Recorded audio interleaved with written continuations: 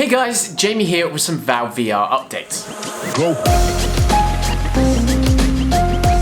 Earlier this week, Jeff Keighley released Half-Life Alyx Final Hours, an interactive app chronicling the making of Half-Life Alyx. The app traces the last 13 years of history at Valve, including 2 cancelled Half-Life VR games and plans for another Valve headset. Now, one of the games was called Shooter, and it would have been one of the other mini-games added to Valve's free compilation, The Lab.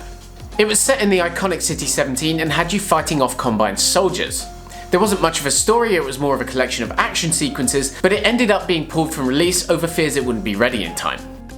Now, the other game was codenamed Borealis, which should ring a bell to anyone that's played either Half-Life Episode 1 or 2. The Borealis is the name of a ship in the Half-Life universe that's lost to the Arctic, owned by none other than Portal's mega weird corporation, Aperture Science. You'd play as a member of the crew travelling through time to different points in the Half-Life universe. Sadly, plans for the project were eventually shelved and the team started work on what would become Half-Life Alyx.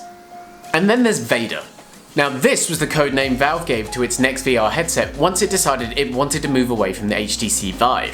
Valve apparently wanted to go it alone by making a device that would have ended up costing around $5,000. Now, obviously that would have been super high end, and what we ended up with was the Valve Index, which is still incredibly high end at $1,000. So yes, Oculus is rumoured to be working on new VR controllers codenamed Jedi, and Valve had a codename headset, Vader.